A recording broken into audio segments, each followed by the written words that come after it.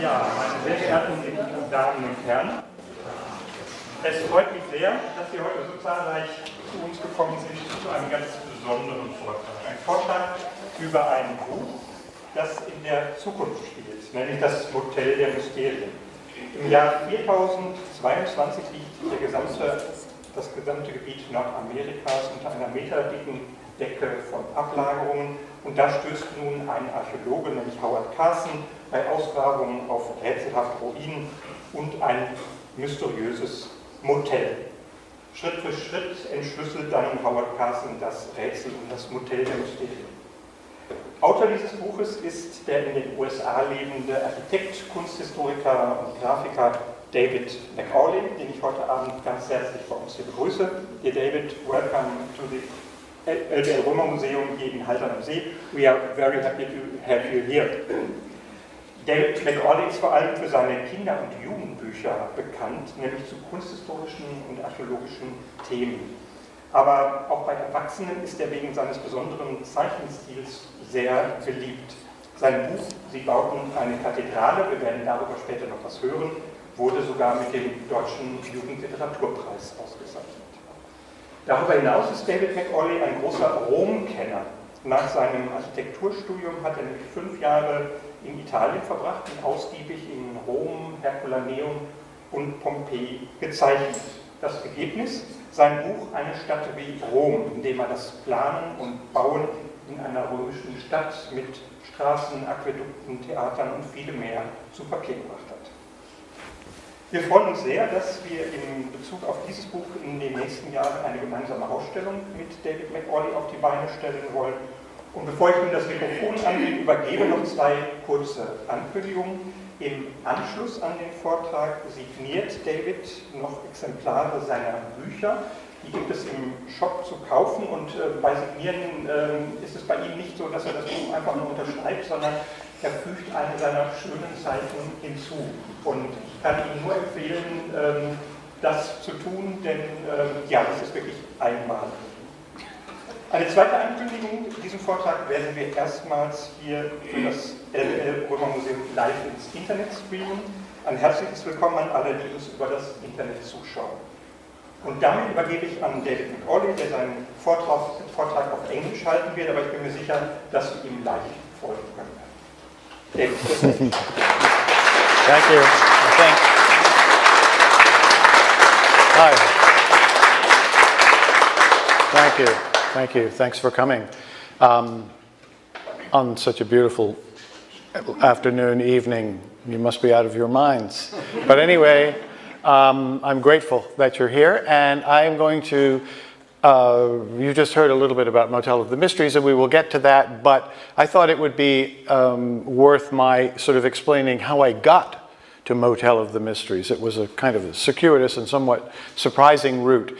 I have a degree in architecture from Rhode Island School of Design, and I realized halfway through my studies that I actually didn't want to be an architect, which is not good planning. I mean, that's kind of a little sloppy. But the fact is, I loved studying architecture, and I have taken that experience with me into whatever aspect of design or teaching design I've taken on since 1969. I think about 2 years after graduating, I realized that what I would actually like to do was make children's books. I didn't have children, and I wasn't sure what it would take, what it would require to make a children's book, but I thought, I guess I can figure it out. I mean, it's for kids. As it turns out, it's much more difficult than I had assumed. And it's not getting any easier. I make books that, in some cases, really are sort of directed to a younger audience, but I generally make books for myself. And then they're on their own. I do it, and if I'm satisfied, if I think I've done a good job, if I've had a smile on my face most of the time while I've been working on it, then I'm ready to let it go and see what kind of an audience it can stir up.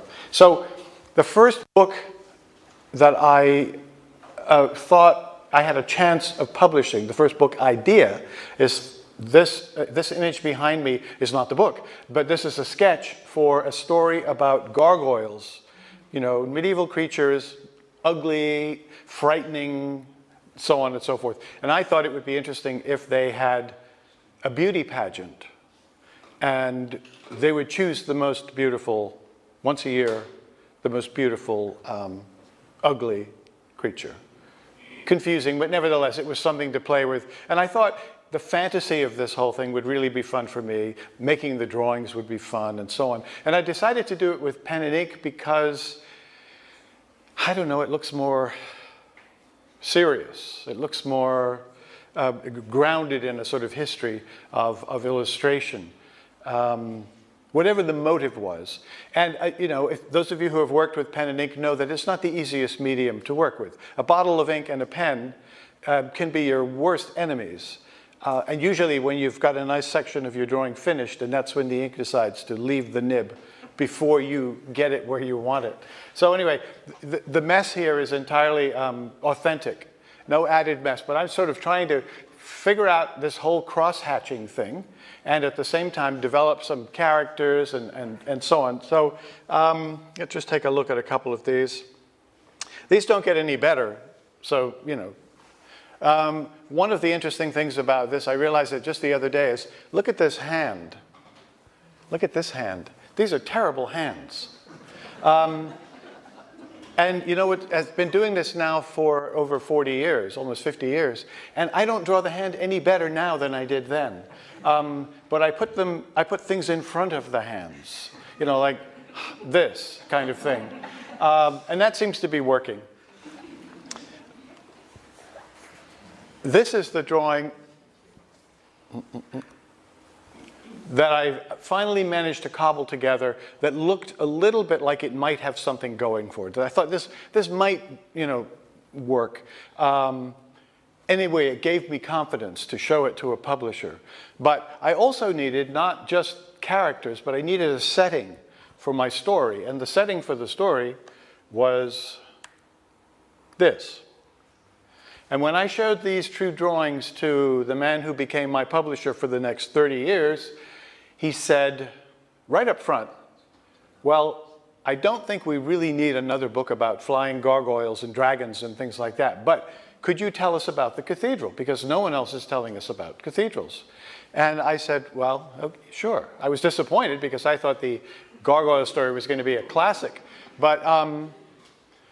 Anyway, I said, okay, let me give it a try and I'll get back to you.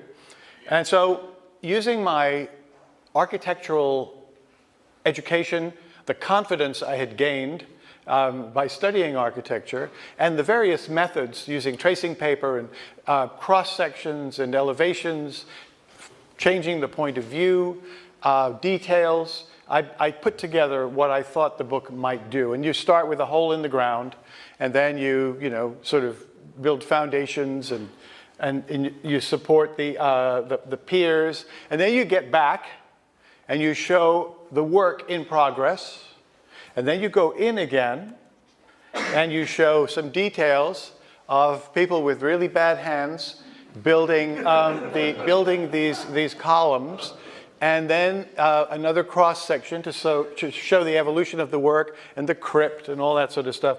And these were all just pencil drawings. These are actually blue line prints made, you know, from sketches on tracing paper. But I just wanted to be able to kind of lay out the entire book on this man's table. And now, my knowledge of the construction, actual construction knowledge of Gothic architecture was minimal. And here I am building tracery and window frames, and even worse, over here, building the vaulting before I put the roof on the walls. You do not, those of you who are building a cathedral, put the roof on first and then think about the vaulting. Don't do it this way because of course, the tendency of the arch to push the walls out will come true, and you'll have to start all over. So anyway, this is what I did, fairly obvious and self-explanatory. And it got bigger and bigger until I finally had an image like this. And it was at this point that I went back to see him. I put them on the table, and he said, okay, let's do it. I mean, literally in an hour, and I think we had lunch after that. And that was the way my career sort of went. Amazingly for me, but nevertheless, this happened in a very short period of time. The one thing that I thought I should do, though, before I actually started to write a book about a Gothic cathedral, I thought I should go and see one. So, of course, I did. I went to Amiens in France.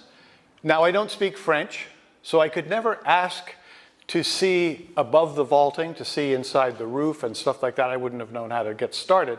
So I never got up there, and all the drawings that I made of the roof and above the vaulting were made from my imagination using common sense. And generally speaking, I got away with it. Sketches always start rough, sometimes really rough. This isn't so rough, actually. This is a fairly, finished, but still preliminary sketch.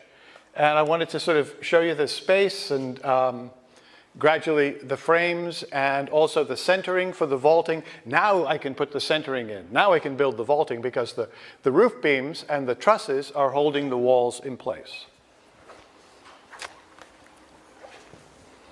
I wanted to really use different points of view, particularly to emphasize just how high these buildings are. I mean, it could be 100 feet off the ground, could be higher, could be lower.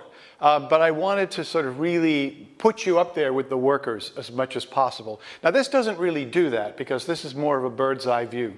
You are a pigeon or something like that here, and if you're a pigeon, you don't have to worry about the height. In fact, you're used to it. So this sketch didn't really appeal to me. So I kept working on it, and I kept twisting and turning and bending and so on. So the final drawing came out like this. At an angle, much steeper, we're looking down. We're still a bird's eye view, but I think there's more of a sense, a more convincing sense of just the task of actually piling that many stones on top of each other and creating the shape of the choir at the end of the cathedral and burying things like the spiral staircase in the thickness of the walls and all that. This is more typical of the first sketch I might do, very rough. I like these sketches. I often like these sketches more than I like my finished drawings, but I need the finished drawings just for consistency and also to help people understand how it actually gets put together. But you have to start somewhere. So it gets cleaned up, it gets drawn a little larger, we're looking down. The drawing eventually became this, and I like this drawing. But the thing that I felt I could fix was that whole thing about making the viewer feel like they're there and at the same time making them feel a little uncomfortable about being 100 feet off the ground. So all I did before we printed it was turn it a little bit, just enough to make it seem a little uncertain. Maybe it'd make you a little dizzy. I would be dizzy up there. Maybe you're good with heights, but nevertheless, those little devices, those little tricks are the kinds of things that can often take a drawing from being, adequate and solid to being also a little bit more engaging. And, we build it. And amazingly, this happened. With the end, when Cathedral came out in Germany in 1975, it won the Jugendbuch Prize for that particular age or group or whatever it was, for my first book. No Flying Gargoyles. Was I right to listen to my editor say, why don't you just tell us about the cathedral? So this is why I like to come back to Germany. And I'm going to try to do it more often. This is my second year in a row now, and I'm just hoping for another prize. But well, actually, to be honest with you, what happens, I'm still getting the prize, but the prize has to do with the people I meet and the places I go and the reception I find, and there couldn't be a better prize, to be honest with you. Oh, and while I'm on the subject of loving coming back here, I also am on an official. I have an official duty to, and that is to remind you all that there is still a significant percentage of the American population that hasn't lost its mind. And I just want you to know that some of us are still thinking and still asking questions and still trying to be curious and still trying to hang on to hope in the face of the inanity of our crumbling political system. And it's been so great not to watch the news for the last 5 nights on television, which I do to myself. After Cathedral, I needed to come up with another topic for a book, and the only other thing I knew anything about was Roman city planning, because when I studied history of architecture at RISD, I learned some things about it, and not a lot, but enough. A little bit of knowledge, is a frightening thing. I went back to Rome, and I decided that I would look at things more carefully, and I would produce a book about the building of a Roman city from the very beginning to the final 1,000, 100,000 people kind of city that, in theory, could have happened. While I'm sketching in Pompeii here, my favorite thing about Pompeii, as much as I like the streets and the artifacts and all that sort of stuff, my favorite part of Pompeii is when you look down the road between the walls on either side of the street and it disappears into the dirt. That's the best part, because it's all a mystery. And if they could just dig another 10 feet, and then another 10, how do you stop? I would just be, that's the amazing thing about archaeologists. They are willing to be patient and just chisel away a little bit at a time so as not to destroy anything. I'm afraid I would be more like a bulldozer, because my curiosity would be almost overwhelming and impossible to control. So as long as I'm only drawing it, I can't really do much damage. I spent some time measuring the streets of Herculaneum, measuring the buildings, measuring the heights, and just trying to sort of get a sense so that when I made a drawing of the street, whether it was a cross-section or whatever, everything would be reasonably accurate. That's the other thing I try to do. Well, part of my goal is to get you excited about the information and engage you in this subject matter. The other part is to do it accurately, so that not only are you getting this sense of being in a different place at a different time, but you're getting solid information. So, again, so far so good. This was a wonderful challenge. I remember this afternoon in Herculaneum. I had my little guidebook, and the guidebook said there were two bronze tanks filled with water, and there was a little furnace underneath, and this was for a small bath, Roman bath, and I couldn't find them. And I finally, after about an hour of, sort of tearing my arms up, going through this kind of rose bush and brambles and so on and so forth, I finally managed to pull them apart enough to be able to see the holes that you see on the right-hand side. And that's where 2 bronze tanks were, and underneath it is the space where they lit the fire and so on. That's the kind of, those are sort of really memorable moments for me, because they were so satisfying. Finally, I had to do what I did with Cathedral, which was to sort of design my own Roman city, as I had designed my own Gothic cathedral. And I needed to make sure that we first of all had the grid, and we had all the important monuments and big buildings. We have an entertainment section with the amphitheater and another theater, baths, and so on and so forth. Anyway, so that's how it started. And I began with the military camp, not unlike what we have here, and the tents and all that sort of stuff, the beginning of the grid. And at some point, they are ready to secure the larger space, no trouble from the natives at this point. And we have the beginnings of what grows into a Roman city. I'm not going to spend a lot of time on it, but it was nice to sort of create the underground passage for the water, basically for drainage, a storm drain, that would lead the water back down to the river, which was not that far away. But lots of activity going on. And, you need a center for the political system, religious center and a governmental center, and, shops and offices and all kinds of businesses run from this space around the forum. The entertainment complex I mentioned to you. You need an amphitheater with a reliable roof, just in case it gets really hot and sunny.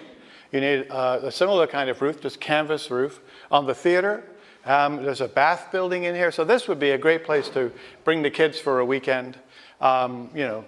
somebody can go to the amphitheater, someone else can go and see a play, and someone else can just, get clean.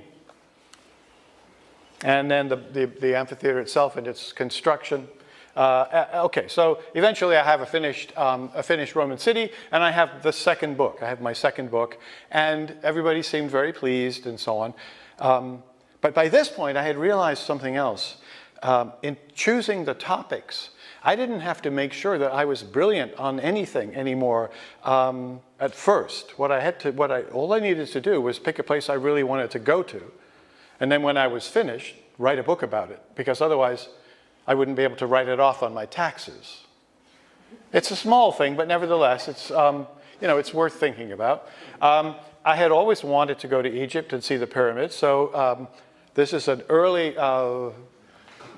This is sort of an intro. Two things. I'm wearing those clothes now. I've been there for a week. My suitcase is still not with me. My suitcase is in Italy. It's in Rome, and they finally realize it's in Rome and send it. And so by the time my suitcase arrived, those clothes were capable of standing by themselves. But it was okay for the camels. They didn't seem to mind. So this is my strategy. On my own, in a country that was more foreign than any place I had ever seen in my life, take a taxi from Cairo, have the driver park as close to a camel as possible, leave the door open, get on the camel, wave to the camera, get off the camel, back into the taxi, back to Cairo, and get ready for the next day's activity. So, and behind me, oh, by the way, is Khufu's pyramid. But I had plans for that one. This meant an early start, but getting there about 6 o'clock in the morning when nobody would catch us. And it's sort of like illegal, but everybody looks the other way, the few guards that are there. But I wanted to know what it felt like to be at different levels on the pyramid, so that when I started making drawings, I had some sense of the real feel of it. Really, all you need is to keep in mind that the horizon line and the distance, and if you just keep moving the horizon line up and down, you will be changing your view of the level of the pyramid. I didn't really know that at the time. I sensed it, but I didn't intellectually know that. Seeing the shadows and just how far they go and so on leaves an impression in your head that allows you to bring that information into a drawing, which I think ultimately helps the drawing be a little more convincing, a little more realistic. And then you make the drawings. You start with basically a transparent pyramid, just the outlines. You can see through it, so you can make sure that the base of the pyramid is in perspective. Otherwise, everything above it is going to be thrown off. And then you need ramps to be able to drag the stones up. And this is one theory, to the top of the pyramid. And then you need to get out the pen and ink and go to work and do all the cross-hatching and all that sort of stuff. Next one is basically the same idea. Different ramp, though. The spiral ramp is going on this one. The small pyramid of one of the queens will just have a single ramp. I wanted them both in there because I don't know that we know for sure, absolutely sure, which theory is most likely. So I included them both. And then the capstone and so on. Okay, so about 10 years later, I was there with a film crew from American Public Television, and we were up on top of the pyramid, or I was up on top of the pyramid, being filmed from a distance and speaking to the camera, which I could barely see, to deliver my lines. Cairo in the distance. Now, as I understand it, the density of construction between Giza and Cairo is now significantly increased. So that green stripe is probably no longer there. But the point is, you can see what's happening to the pyramid. You can see how the erosion of the stone is leaving this rubble on the steps. And I was trying to climb down as carefully as I could because I didn't want to fall. And as I was moving the rubble out of the way with both of my hands to get a good grip on the edge of the stone, I found an unusual stone. Looked like this. And it was unusual because it had these little bumps on it, here and here and there. And I just thought, well, it's just a stone with little bumps on it, but it would be interesting to have this in my studio as a little conversation piece. Now, I'm always reluctant to tell this story in a museum where if anybody is you know, sort of really careful about not removing artifacts from a historical site, they would be here. So far, I've managed to get away with it with my charm or something. But if we flip this over, you can see other shapes, like at the top, and you can see a very thin line around the upper right-hand corner that goes around, and it actually barely makes it to this side, but it looks to me like a symmetrical thing. And what we have, of course, is a crab. And so the only way I've been able to, this turns out to be a fossil of a crab that was inside one of those massive limestone blocks that was dragged up the side of the pyramid and became part of that incredible structure. The only way I have been able to manage the guilt is to convince myself that I could write a book about how the crab got to the top of the Great Pyramid. I haven't done it yet, but I keep telling myself that that's really the reason I have it. And what happened here? Okay, hang on. There we go. This is my studio at the end of a book project. Now, I have to tell you, let me reassure you that I have not brought in extra junk to put on the floor to make it look more dramatic or make you feel sorrier for me or anything. But once I start on a project, I don't have time to clean up. I'm facing a deadline, and I just have to keep going. So I just sweep off the top of the drawing board with my arm after each drawing is finished, and then, you know, after 2 months or 2.5 months when the drawings are done, then I can have a wonderful day, leisurely sweeping up and so on and so forth, and get ready for the next project, which in this case took me underground, which leads me back into sort of generally the realm of archaeology, much of it, to explain all those artifacts below the surface of the city that we completely take for granted.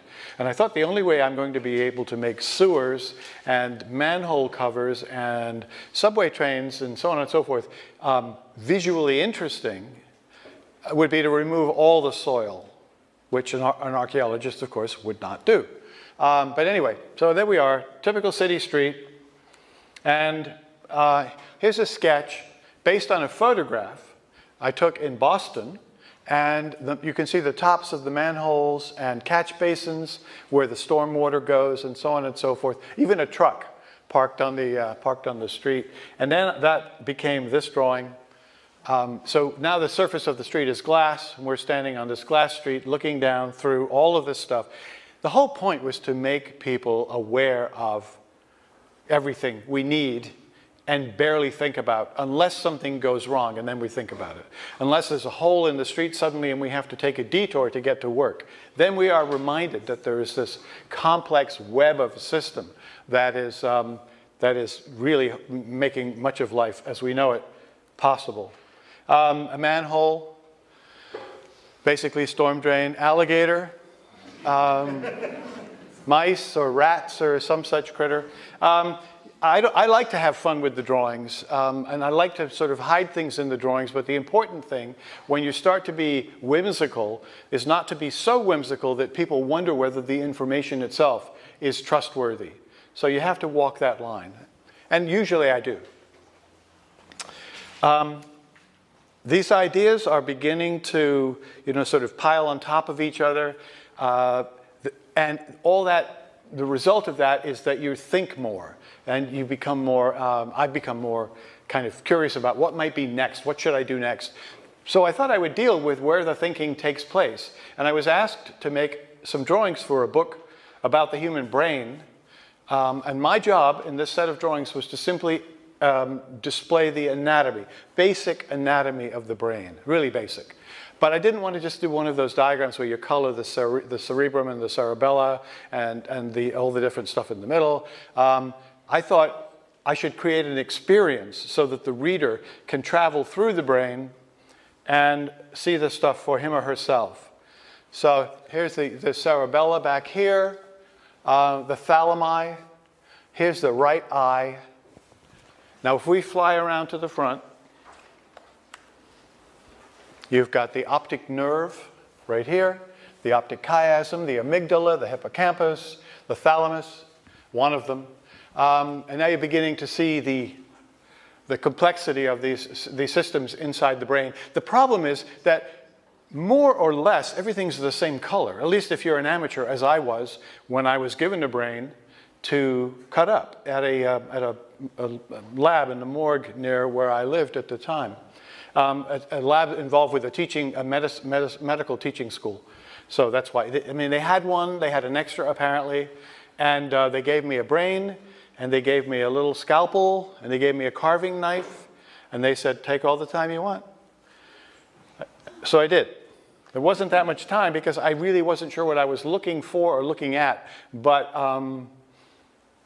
it was just interesting to go through that process and make some sketches, which I did. So it grows.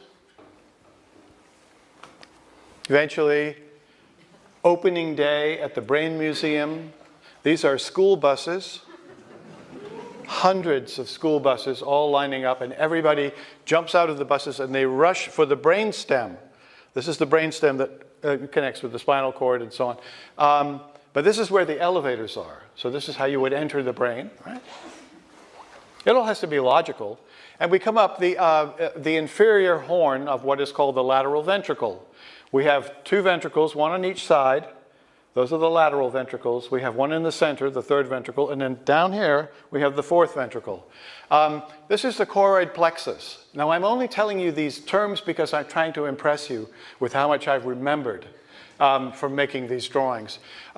This is the organ in the brain that produces cerebrospinal fluid. Want to make a note of that? That's right. Anyway. And the point is that, you know, normally this is filled with fluid. So, and it would be difficult for the visitors to the museum to really enjoy themselves. So we've dried it out. But you come up the inferior horn and this vast high space at this scale, and you enter one of the lateral ventricles. And this is the caudate nucleus is this sloping surface of the lateral ventricle. That's the caudate cafe. Clever enough. This is where you would perhaps get a drink before continuing on your way down to the third ventricle, underneath this arch, which is called the fornix, the arch of the fornix. And we go down to the third. The different ways also of making this trip. You could go by donkey, mule, whatever, or you can walk. You can slide in some cases. There we are, the third ventricle. We're now right on the center line of the brain. And that dark shape up there is the connection between the two thalami. There's the choroid plexus above it, going over it, and then down to the fourth ventricle. This passageway here would lead you to the fourth ventricle. This one leads you up to a place called the Pineal Recess, which in ancient times was considered the seat of the soul. But here it's just restrooms.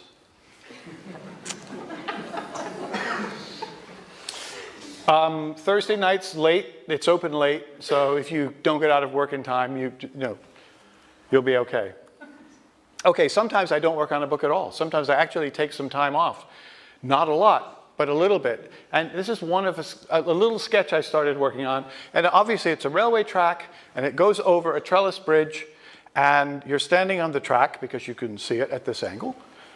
And you turn around, and suddenly you see a train coming towards you. You have no choice but to jump off the trestle, not the trellis.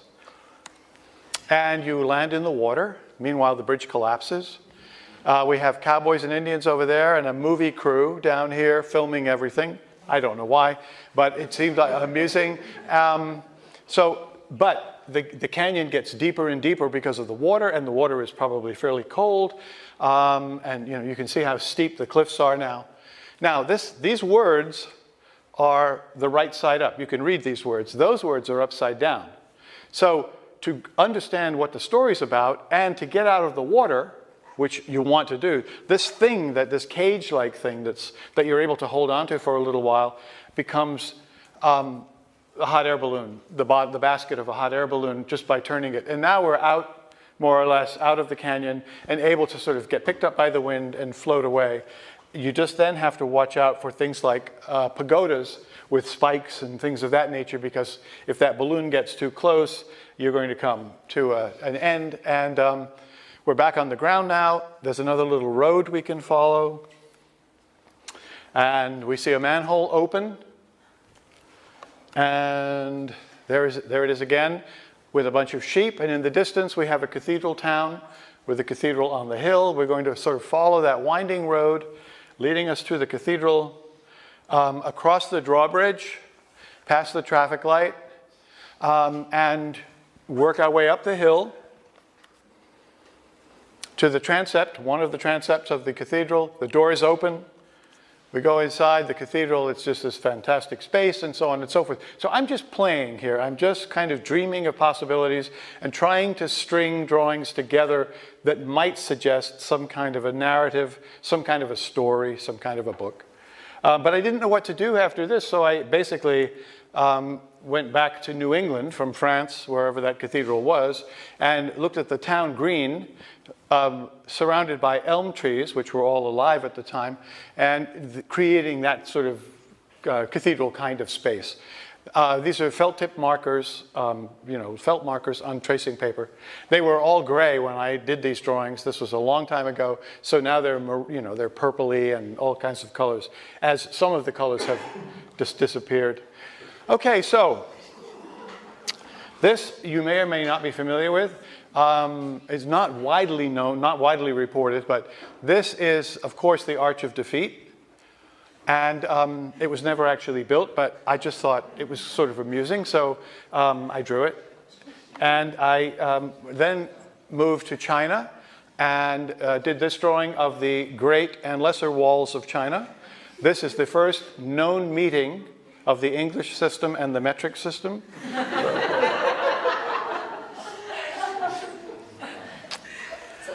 Ruins, Piranesi's drawings of the ruins and his wonderful prints became an inspiration to me. And I thought, well, we don't have any monuments of the scale of the baths of Caracalla and stuff like that I could, that were sort of common, more or less. But we have drive-in movie theaters, and I could do those as ruins. I could do the gas station as a ruin. I just need to make my people a little shorter, and then the the magnificent scale of the gas station takes on that sense of the baths of Caracalla or any of those other extraordinary ruins in Rome.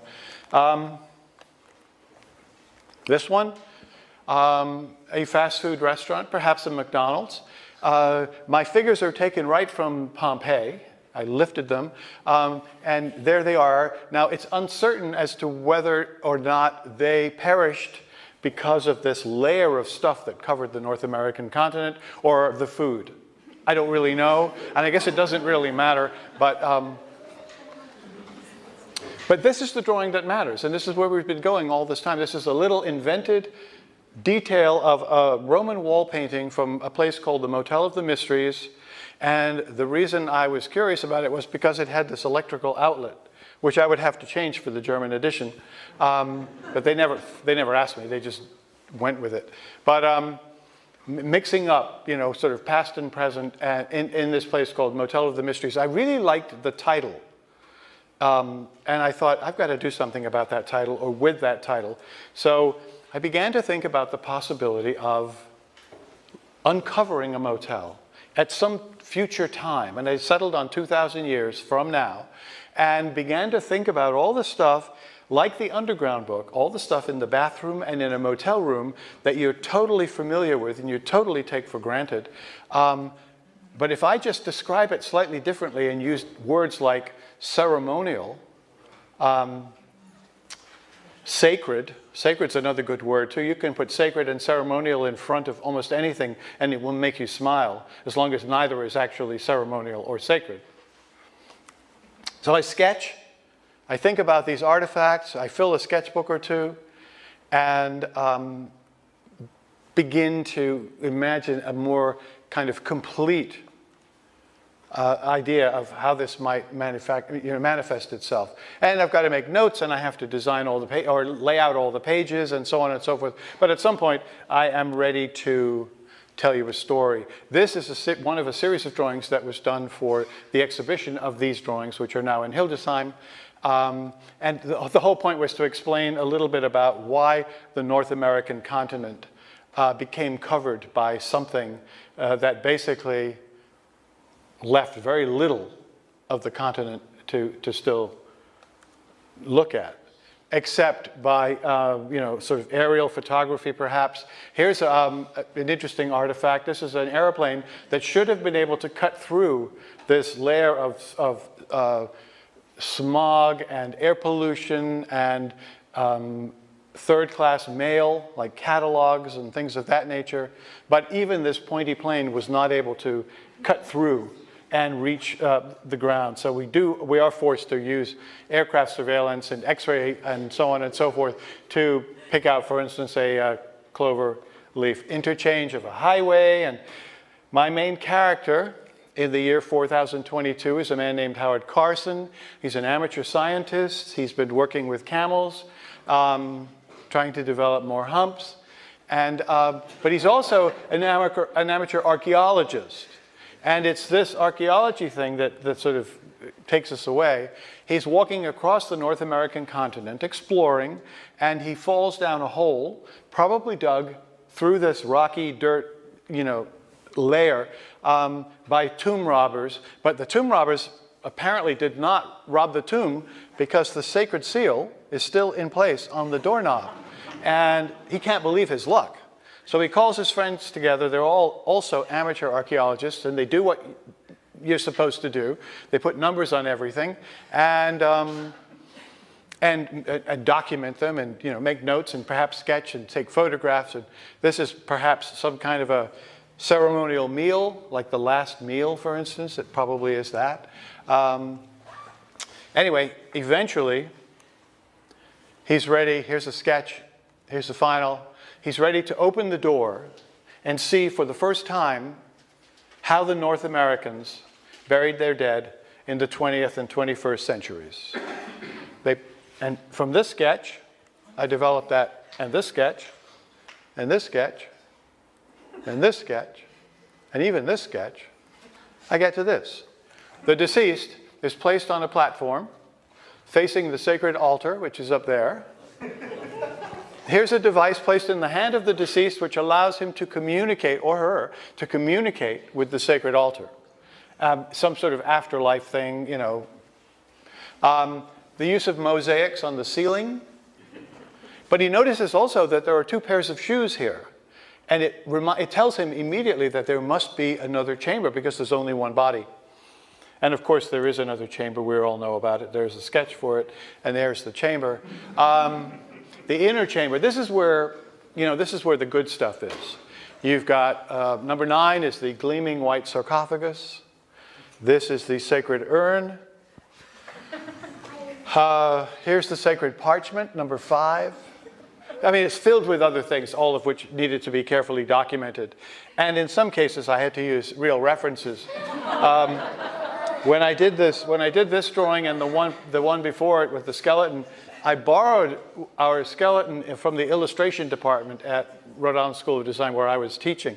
And I brought it home one lunchtime, and I was driving a little Volkswagen Beetle, so I put him in the passenger seat and put the belt on and so on and so forth. I'm driving home more carefully than I ever drive because I did not want to be stopped for any reason with this thing, next to me in the passenger seat and have to explain it. It wasn't worth the effort. Okay, here's a photograph of another guy, Howard Carter, working on King Tutankhamun and cleaning. And it's a Harry Burton photograph, as they all were, or most of them. I replicated that pose and got my plastic skull, stuck it on the drawing table, and then sort of pieced these elements together in this pencil sketch, which became this drawing. Now, the only thing I've really brought to this is the fact that Carson, my hero, archaeologist sharing my enthusiasm for this kind of wonderful surprise, still has to eat. So he's having lunch while he's working on the skull here, and that's what we call dedication in the world of archaeology. Now here's a drawing that went wrong, which is why it's only half finished. Here's Howard Carson. Here's Harriet Burton, not Harry. Harriet is bringing the altar out, and Howard is guiding the way with a musical instrument. So this is the drawing that finally emerged. This is one of those amazing plants that they developed in the 20th century that would never die. I mean, it would just always, always be green, made of some extraordinary material that would last for all time, which is what we're talking about here. Lasting for all time is the name of the game. All right, so Sophia Schliemann and that famous photograph of her wearing the treasures of Priam. Well, we have treasures, and it seemed only appropriate that we display those treasures with the same kind of reverence that Schliemann and Sophia did. So the final drawing looks like this. In the Innermost Chamber, we have these are musical instruments from the Innermost Chamber. We have 2 water trumpets and a percussion instrument. Now, I'm not exactly sure how you play the percussion instrument, but I have to say, I love the name for this in German. Not that I can remember it right now, but it's just the best name. It really sounds like what it does. I mean, in the US, it's a plunger, but your word is so much better. The ceremonial burial cap. Now, it's easy to kind of dismiss this as, oh, got to, but the arrangement of the dots, what that actually means, what it symbolizes, nobody's ever really been able to figure out. But it's, it's a thesis for some eager student. This is a pendant, obviously. This is carved from a single piece of rubber. Beautiful. I mean, the craftsmanship, that is probably gone forever. So these are the souvenirs. And finally, of course, the sacred point, which you will find at the end of the sacred parchment. This was a civilization that for some reason needed not just the sacred parchment, but they needed some kind of direction. So, because why else would you form it into an arrow? It doesn't make any sense to me, but, and I haven't more information to offer. And finally, I had to set up a pose that would allow me to create the drawing of of Carson himself, demonstrating the ritual through which the high priest would go during the burial ceremony. And there's the drawing of him doing that, wearing the sacred collar, the ceremonial headband, with his left hand. The hands are getting a little better, aren't they? Yeah. Thank you. Those lessons are paying off. The handle up there, actually he would operate with his left hand, and by doing this, you let water from a sacred spring come into the sacred urn, it swirls around, and you chant the words "sanitized for your protection" over and over into the urn, and this is his construction, his reconstruction of what might have been the ceremony. Turns out to be not just one little tomb complex, but like a whole bunch of tombs, all wrapped around a sacred pool, which is probably where the water came from, that went into the music boxes on top of the sacred urns. And see, when you start thinking this way, there's no stopping you. Which is the scary part, but it also helps you make bizarre connections and so on, and also have a lot of fun. This is the sign that would allow you to identify your tomb complex, typical and necessary, which is why I then went to Mexico with a bunch of underwater archaeologists, because I thought it was time for me to be serious again. I just had so much fun with Motel, but I wanted to sort of do something seriously archaeological again, except these guys work underwater. Now, I don't like to spend a lot of time underwater. It's not where I belong. So they taught me one afternoon, it was a Saturday afternoon, in the pool of the hotel in Cancun, which you could see in the distance, taught me how to use a snorkel. I bought a snorkel and a mask and so on. The next day, we went out in a boat, and they taught me how to use scuba gear in about half an hour. So I'm not exactly certified, well, not in that way anyway, but it was enough to get me started. So I joined them underwater, and one of the photographer was also taking some footage. And that is me wearing clothes like this because nobody told me to bring a wetsuit. And I didn't realize. I thought, this is Mexico. How cold can it be underwater? Well, you know, it can be cold, obviously, for those of you who do it. But it's an amusing image. And basically, of course, if the water suddenly disappears, I'm dressed for anything. I'm ready to go. They still have these, you know, blue things on. But this is a more important photograph. This is the professional, right here. Blue wetsuit, like one bubble every foot. And then there's me, trying to get rid of that oxygen as quickly as possible so I can get back to the top of the, back into the boat and get out of there before anything happens to me. So what I did was I got rid of the tank as soon as it was empty, and I put my mask and snorkel on, and I took this little drawing tablet that had a piece of Mylar film taped to it and a string with a number 2 pencil, a yellow pencil with an eraser at the end, and I went back into the water. And I spent the rest of the afternoon, one of the most delightful afternoons I've ever had, just floating over them and making sketches while they were working. It was just terrific. I did have to come up from time to time when I heard the sound of an approaching boat, because I'm thinking of myself almost invisible, you know, sort of just below the surface of the, but it was okay.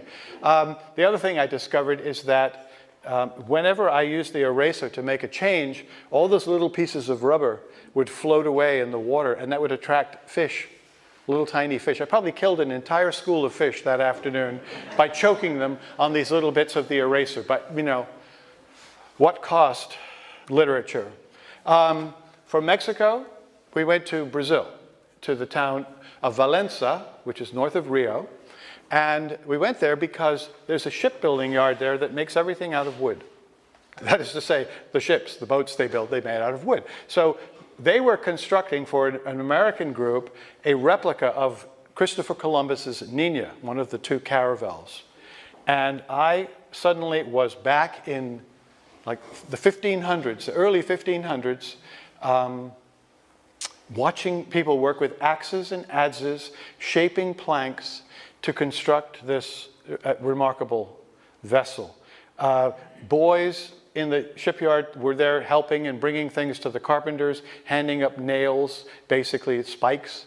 It was just, I mean, it filled my head with images that I could use to reconstruct later what the shipyard might have felt like in Spain during the construction of one of these things. So I'm there with my sketchbook and my pen, and I'm sketching away.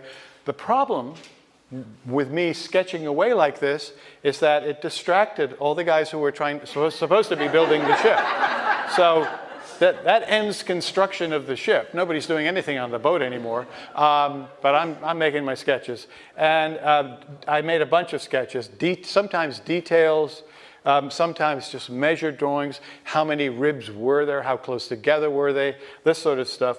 And I did it so that I could eventually, when I got home, make a model of that boat that I could use. I mean, a rough model, that's just foam core, cardboard, tape, whatever. Nothing fancy about it. But it was about this long. And it allowed me to, so I could hold it over my head, and I could see it from different points of view, and it really helped me draw the ship.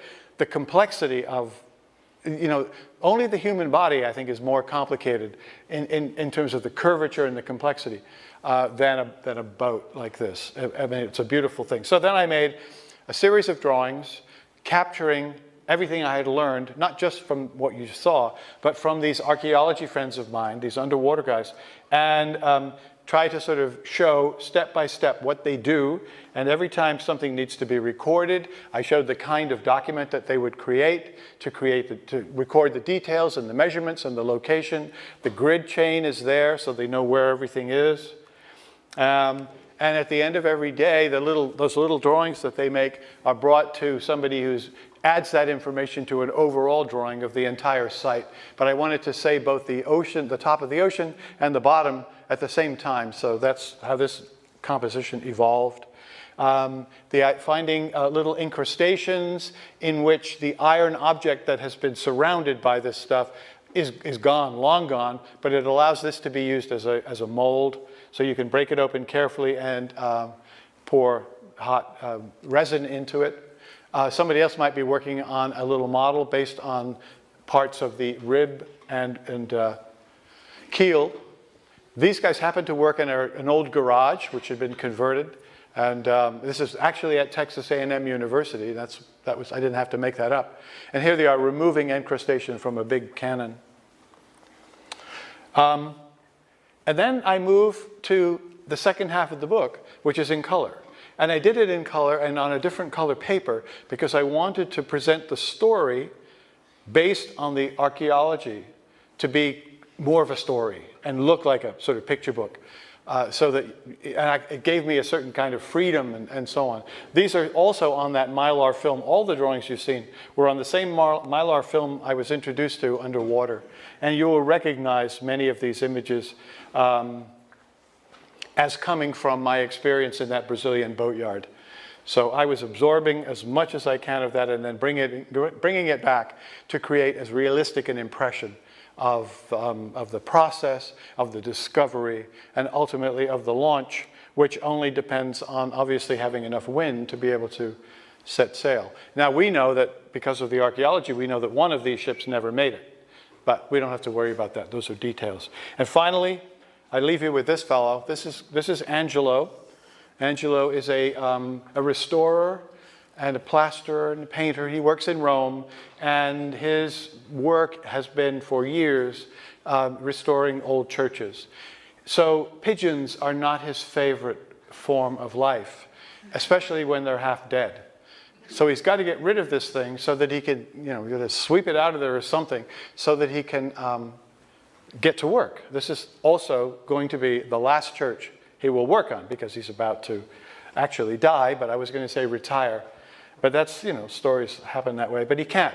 He's got too big a heart, so he takes the pigeon away, and he creates what obviously is a little emergency room. And using some of the things he has around, he's able to bring this crazy bird back to, not only back to life, but more lively and more vital than ever. They become good friends. He names the bird Sylvia. They go to work together every day. Sylvia learns how to spell his name with spaghetti.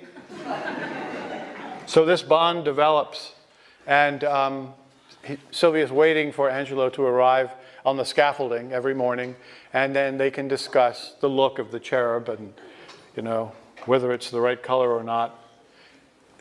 Into the winter, before it becomes too cold to use plaster, they're quite a team, and they spend as much time together towards the end as possible.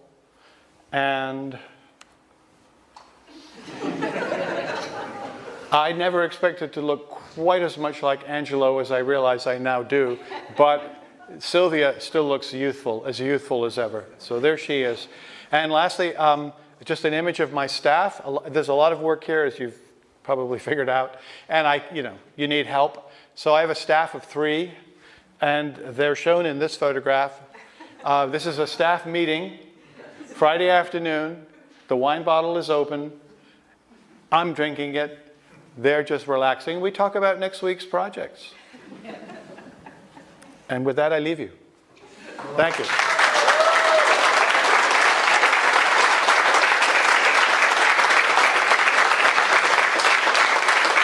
Thank you very much.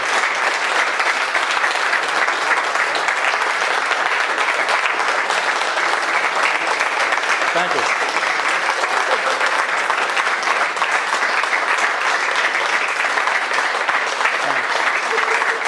I think you know that I have all the fun.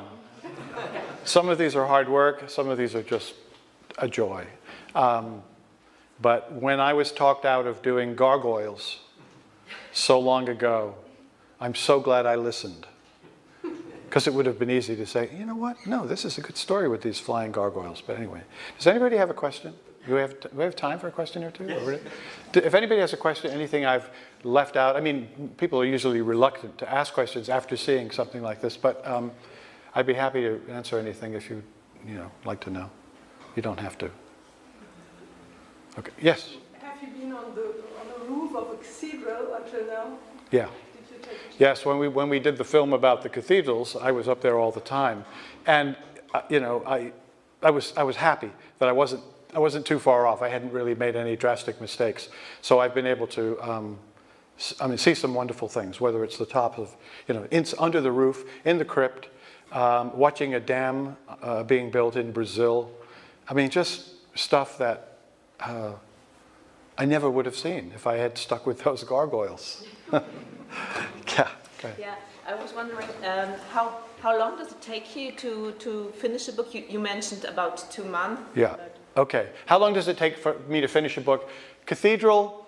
I started working on the finished drawings around January 7th or something like that. That's when I went to France. Right after Christmas, went to France. Wrote the story in the hotel room in Amiens. Now, I'd never written a story before, really, the whole story. And so I rented this little room at a hotel near the railway station.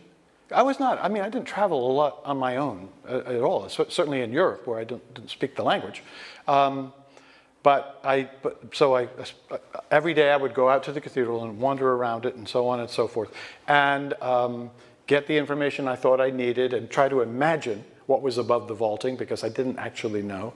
I made 3 drawings, including the finished drawing of the cathedral, on the table in the hotel room, and wrote the story. And what helped me was, what was it? There were half bottles of some kind of wine. I asked the waiter at lunch if he could recommend a wine, and he said, this white wine. And so I had half a bottle at lunchtime and half a bottle with dinner, and it really helped writing the story. I think it probably made it almost illegible also, but I had a good editor in Boston who was able to translate whatever it was I had put on the paper and into the story that eventually accompanied it. So then I had to make the art, and I had about 2 months to wrap it up. So it probably went, rest of January, February, and March. March 15th, I think, was the deadline on that book. Every book after that, I started the day after Christmas. I'd done my research. I wrote the story starting on the 26th of December, and the book would be finished by, around the same time, beginning of April. So those drawings were done very, very quickly. One thing I can say with total confidence is that I do draw quickly.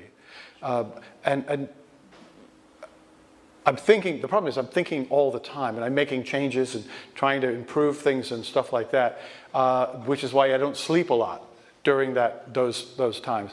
Now I spend longer on a book. The longest book so far was the book on the human body, which took 6 or 7 years. And I did it because I didn't know anything about my body. I mean, I thought, here I am telling people they really should pay attention to the world around them, and I couldn't even tell you anything, basic about, beyond the obvious, about how my body worked and what the systems were and all that sort of stuff. And I thought I better fix that. So I made a lot of friends in good places, hospitals, emergency rooms, and anatomy rooms, and all that sort of stuff, and gathered a tremendous amount of work, overwhelming amount of information, and then sort of edited my way through it with the help of a writer from England. But it was 7 years, and it was painful because I really didn't think I would ever finish it. The way things work took 4 years, but that was with a team of 3 people working together from the very beginning. The later books, Angelo, that was another book that probably took me about 3 months because it was just such a pleasure, such a joy to do. So it really depends on the nature of the book. The drawings can take anywhere from half a day to 2 days, 3 days. The sketches can take anything from half a day to 3 weeks till you get to that where you're ready to actually make the finished drawing. Anybody else? Got it? Yes. The next project. The next project. Actually, I have a new book coming out in a month in the U.S. About the building of a ship called the United States. It's an ocean liner. It was the fastest ocean liner ever built. And the reason I chose to do it is not because I'm fascinated by ocean liners, but because I was a kid in England in 1957 when my family decided we were moving to America. And we moved on that ship. We traveled on the SS United States. And just to put the record straight, we did not travel first class. We traveled tourist class.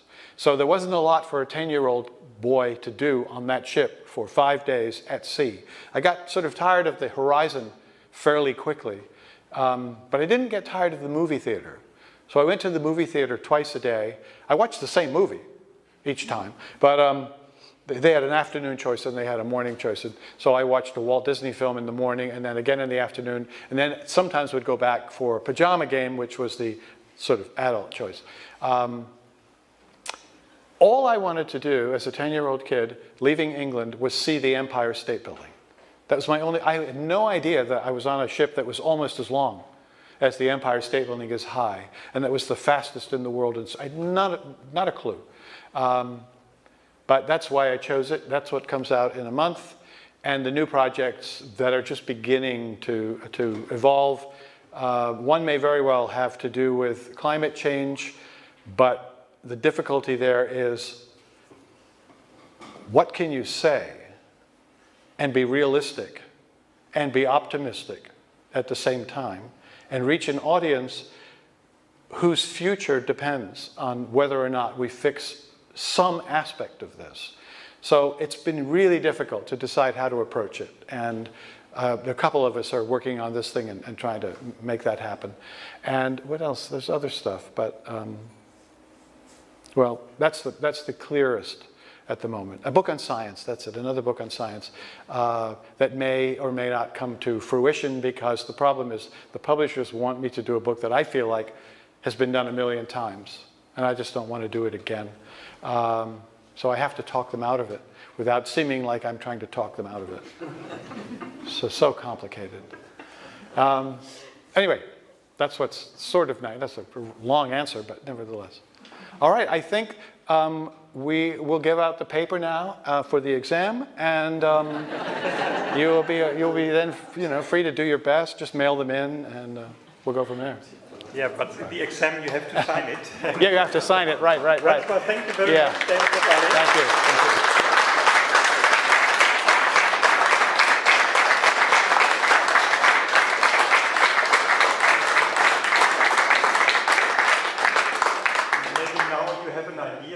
After first meeting him in Herne and working together with him, I had to bring him a second time here in Haltern, and I hope you enjoyed it as much as I did. And I think you will also enjoy him signing your books that you can buy in the shop now. And I wish you a pleasant evening, and till next time. Thank you. Thank you.